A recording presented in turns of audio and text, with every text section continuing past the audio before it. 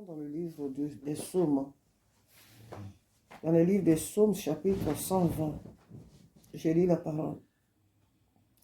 Cantique des degrés, dans ma détresse, c'est à l'Éternel que j'écris et il m'exauce. Éternel, délivre mon âme de la lèvre mensongère, de la langue trompeuse. Que te donne, que te rapporte une langue trompeuse? Les traits aigus du guerrier avec les charbons ardents de Génet. Malheureux que je suis de séjourner à Méchec, d'habiter parmi les tentes de Kédar. Assez longtemps, mon âme a demeuré auprès de ceux qui haïssent la paix. Je suis pour la paix, mais dès que je parle, ils sont pour la guerre. Amen. Alors ici, ce psaume, quand nous le lisons, nous voyons qu'il parle bien de Jésus-Christ, de notre Seigneur, des souffrances de Jésus-Christ, ce que le Seigneur Jésus a vécu. Lui qui était venu sur la terre pour sauver, lui qui était venu sur la terre pour apporter le salut aux âmes perdues, pour apporter la paix aux hommes. Non, ils n'ont pas préféré cette paix. Même quand bien que Jésus leur faisait du bien, il ressuscitait leurs morts, il leur multipliait des pains, il les guérissait, mais en retour, c'était le mal qu'il leur rendait. Nous avons même l'exemple des 10 lépreux. Les 10 lépreux, la Bible nous dit que parmi ces 10 lépreux, il y avait un Samaritain, et donc les autres étaient des Juifs certainement. Jésus les a rencontrés, il les a guéris. Pour résumer, Jésus a guéri ces 10 lépreux. Mais il n'y a que le Samaritain qui est retourné pour remercier le Seigneur, pour le remercier de ce qu'il a fait. Les 9 autres, où étaient-ils? Ils sont partis. Ils n'ont pas reconnu ce que le Seigneur leur a fait. Donc voilà ce que Jésus a vécu. Jésus a vécu les traîtreries, la méchanceté, l'ingratitude, les rejets, les mépris des hommes. Jésus a connu toutes ces choses. C'est vrai qu'il est Dieu, c'est vrai qu'il est le Tout-Puissant, mais étant homme sur cette terre, il a senti ce que nous pouvons aussi sentir. Lorsque tu es trahi, lorsque tu es rejeté, lorsque tu es humilié, ce que nous pouvons ressentir aujourd'hui, Jésus aussi a vécu ces choses. Il dit, dans ma détresse, c'est à l'Éternel que je crie et il m'exauce. Ce matin, nous devons savoir que le Dieu que nous servons, il est celui-là qui exauce les prières de ses enfants. Il est celui-là qui écoute nos prières et qui nous exauce. Et voilà pourquoi, en toutes circonstances, nous devons, comme Jésus, comme il le dit ici à travers son serviteur David, ici, nous devons savoir que Jésus, dans toute sa vie sur la terre, ici en tant qu'homme, dans toutes ses détresses, dans toutes ses difficultés, il a eu recours à Dieu. Il n'a pas cherché à se venger. Il n'a pas cherché à dire que oui, écoute, les hommes me font ça, moi aussi je vais répondre de tel coup pour coup, œil pour œil. Il était né sous la loi où œil pour œil était encore nécessaire. Il était né sous la loi où, comment on appelle, tout ce que l'on faisait, il fallait répondre immédiatement. Mais Jésus n'a pas eu recours à cette manière d'agir. Il a préféré pardonner. Et ce pardon même là, il l'a concrétisé à Golgotha lorsqu'il était à la croix. Jésus va dire, Père, pardonne-leur, car ils ne savent pas ce qu'ils font. Chaque fois que nous traversons des temps difficiles, à chaque instant de notre vie, que ce soit des combats spirituels comme naturels en toutes choses, nous devons avoir recours à l'Éternel et ne pas chercher à nous venger nous-mêmes. Notre Dieu, il est Dieu, il connaît les cœurs. Et quelque part même, la Bible dit que nos pensées même crient même devant Dieu. Les pensées qui sont en nous, elles parlent devant Dieu.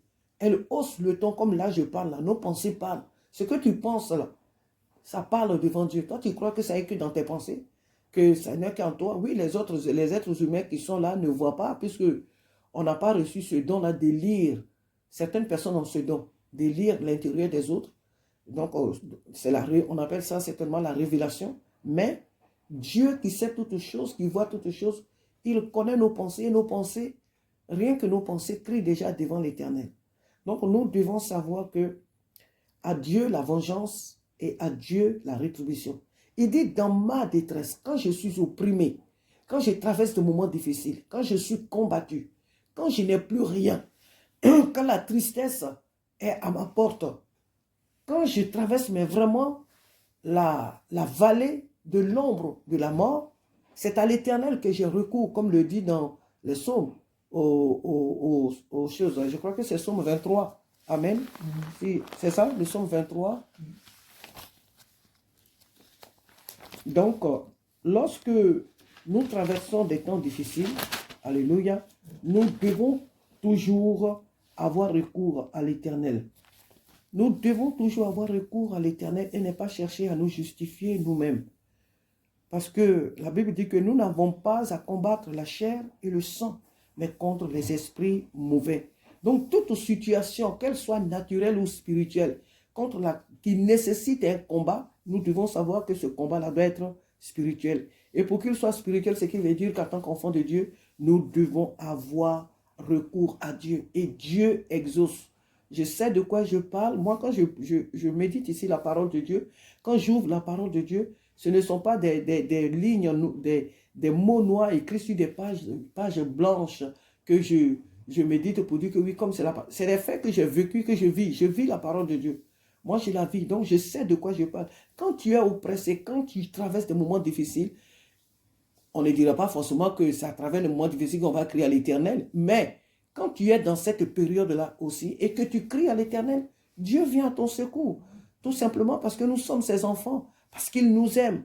Donc, dans n'importe quelle situation difficile que nous pouvons traverser en cette année, nous devons avoir recours à l'Éternel. Pourquoi? Parce qu'il écoute nos prières et il nous exauce. Le verset 2 le dit, « Éternel, délivre mon âme de la lèvre mensongère, de la langue trompeuse. » Donc, la langue mensongère, c'est les personnes qui sont en face de nous, qui ont une double face. Amen. C'est des personnes que nous croyons être nos amis, nos frères, nos soeurs, nos parents, nos collègues au travail et tout, mais qui ont, à peine on parle avec elles, à peine on a tourné le dos, mais elles disent le contraire de ce qu'elles ont dit en notre présence. Elles font ce qu'il ne faut pas, à peine on tourne le dos, et même étant même en ta présence, mais à l'intérieur de ces personnes, elles méditent le mal contre toi. Nous devons être, comme on appelle, nous devons avoir le discernement, nous devons avoir la sagesse que Dieu nous a donnée, et nous devons savoir que le Dieu que nous servons, si nous nous abandonnons réellement à lui, esprit, âme et corps, et lui, le seul peut lire les cœurs, lui seul peut lire les pensées, lui seul sait ce que tes amis, ce que tu appelles tes amis, tes proches peuvent méditer contre toi. Donc lui seul, sachant ces choses, lui seul saura te protéger. Si nous-mêmes, nous ne cherchons pas à défendre nous-mêmes notre propre cause, si nous-mêmes, nous ne cherchons pas à faire les choses à notre façon, l'Éternel est celui-là qui défendra notre cause. En cette année qui commence, Dieu veut que nous ayons toujours recours à lui. Le Seigneur ne veut pas que nous ayons recours à nos muscles, non, mais que nous ayons recours à lui, que nous crions à lui, que nous l'appelions, alléluia, que nous appelons, amen. Amen. Soyez réveillés, c'est important. Donc, que nous ayons recours à lui. Les langues mensongères, Dieu les connaît. Quand je te parle ici, Dieu sait si ce que je te dis, c'est vrai ou faux. Dieu sait si ce que moi je te fais. Ah, Isaac, je t'aime. Ah, Marcelin, ou Gédéon, je t'aime. Ah, vraiment, maman, on t'aime. Dieu sait si tout ce qu'on se dit ici, c'est vrai ou faux. Alléluia. Dieu connaît les cœurs. Est-ce que ce que nous disons, c'est vrai? C'est ça les langues trompeuses, les langues mensongères. On te dit on t'aime, mais non, on ne t'aime pas. On te dit on te veut du bien, mais non, on ne te veut pas du bien. Et donc, il y a beaucoup de choses, c'est ça. Il y a ce que la langue ne peut pas dire, mais que les actes aussi peuvent aussi démontrer. Donc, partout où nous allons, non seulement nous devons avoir le discernement, mais nous devons comprendre que même si nous découvrons le contraire de ce que nous pensons des personnes, amen, nous devons toujours avoir recours au Seigneur. Parce qu'il n'y a que lui qui peut nous délivrer. Cela ne veut pas, le Seigneur ne nous appelle pas ce matin à soupçonner. Amen. Aux soupçons. Les soupçons ne sont pas de Dieu. On soupçonne le mal partout. On voit le mal partout. Non, ne soyons pas ces personnes. Faisons tout simplement confiance au Seigneur. Ayons recours au Seigneur en toutes circonstances. Je vous ai rendu sur le témoignage de ce qui s'est passé sur mon lieu sur mon lieu de travail. Je vous ai rendu des témoignages sur lesquels je ne vais pas revenir. Mais Dieu est celui-là qui défend la cause de ses enfants. Dieu est celui-là qui défend la cause de ses enfants. Même des fois, toi, tu ne sais même pas. Des fois, tu n'es même pas au courant qu'un tel combat se mène en ta faveur. Tu ne le sais même pas. Mais après, plus tard, le Seigneur va te faire comprendre que c'est à cause de toi, telle chose. Et des fois, Dieu n'est pas obligé de te le dire. Et des fois, il ne te le dit pas. Mais Dieu mène des combats en notre faveur. Ici, sachant que lorsque nous prions à l'Éternel, il exauce nos prières. Faisons confiance au Seigneur. Ne craignons rien. Ne craignons pas l'année 2006, tout ce qui peut s'y passer. Ne nous inquiétons pas. Ce Dieu qui nous a secourus l'année 2025, il viendra toujours à notre secours en cette année 2026. Il sera là toujours pour nous. Que le nom du Seigneur soit béni ce matin. Ayons toujours recours au Seigneur dans les temps difficiles comme dans les bons d'ailleurs. Mais ici, comme l'homme de Dieu parle des détresses, ce qui veut dire qu'il était dans un temps périlleux. Amen. Mais il a eu recours au Seigneur et il a compris et il a vu que le Seigneur l'a exaucé. Amen. Que son nom se le soit glorifié. Amen. Éternel, nous te bénissons encore ce matin, Papa. Nous te rendons toute la gloire parce que tu es fidèle. Nous te rendons toute la gloire parce que tu es Dieu. Nous te rendons toute la gloire parce que tu es tout puissant. Honneur et gloire, puissance, autorité